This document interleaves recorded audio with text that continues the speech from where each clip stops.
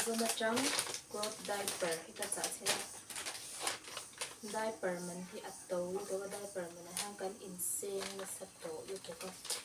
buite thanga tin ve to a he tharunga mang re me ka diaper hi discount ania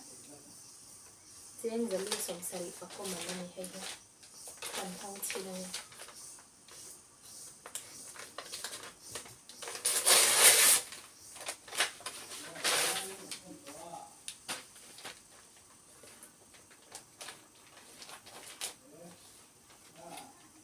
Kids Need hi a product hi a brand hi Kids Need ti ne hi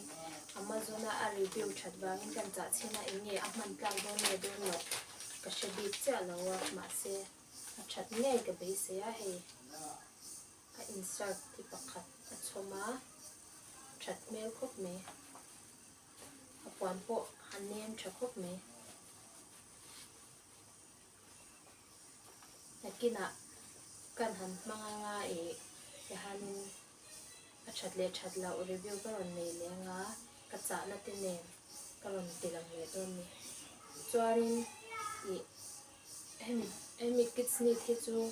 pahni ka cha pakhat hi ron thleng hon lewa amo po moya ade po no po me no pangtan po a khong fu kha ni lawa chuanin hei hi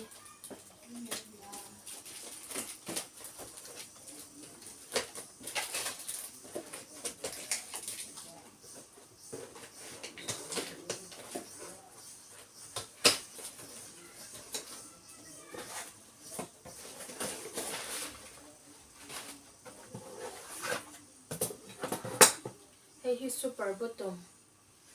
bottom sania paruk a oma hi MRP a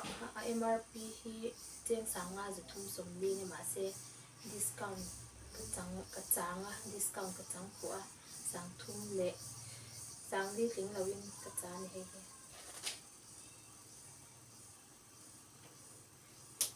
e super bottom hi aman chu to deuh hleka ni along mang to te kan zot kwala ni acha an tia wanga cha kan ya he ke man kan mang chin putanga he po a chat lo ka ron soi lenga a size po atok me ko me he no han elastic o ma pan theya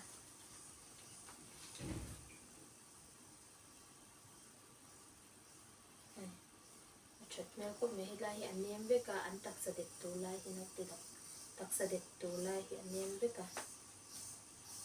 chadong ko mai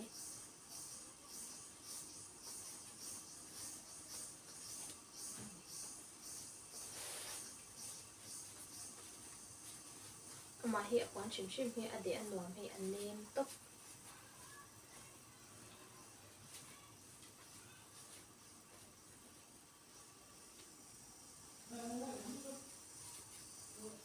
này ta hay là adjust nào không biết được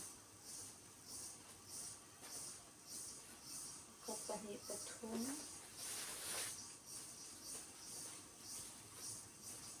bali cầm khoa hiện dùng box diaper mình tiêu lên nó còn hiện ăn khoai khác với tổ các bác and disposable diaper hành phải mấy thể gì hàng hậu cả hành mình tiêu hành ăn khoai khác với tổ các chu wang chuanin ei ka du pakhat a baka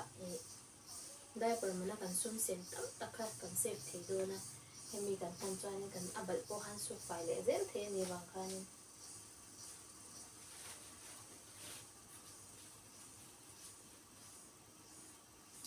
charo ko me he hianin Amazon atang ka cha ka mang chin photanga review ka ron nei le ang a tha nge thalo te man tla ka ni em ti ve chi ani midang tan azong chang thla kem ti te kha ka ron ti lang le ang in law ngai cha nga chuanin ba ka en law no pang tan shi sel na tan po hian cloth diaper hi a tha chok shim ka ringa chan chu inge puitling po lu te han kan sha chan ber karenga sanitary pads kan shen te pon kholum pe zan a shom ma pang de pa taksa de pa ene kwan nem he da kwan nem om hu chu anom jok to rin shim shim ma chu wang chan in nau te an khong ai thla bam bok ka te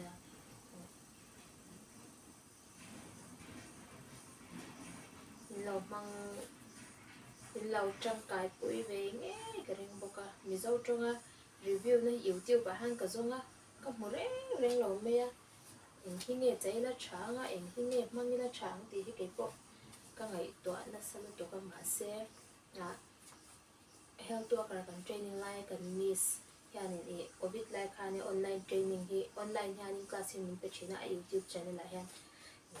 chúng ta cho nên review na haka một phố cho nên mà khác có dùng rồi tốt à thì lắp mang ngay em nghe tu na em man em nghe mang là chang thì về haka dùng rồi ta hay super bottom sa hanin basic là even no mà basic hi chu day ania day diaper ania hay even no hi zan lampang man chi ania tia cái ni cho nên super bottom sa kan mang to nei atia chu wang kan han cha ve chen shim ma cho nên super bottoms ba ka khanin kids need he review chat ema wa han customer review chat ema wa khanin kan cha ve china ingi an don ka mang chin photanga karong sei le don ne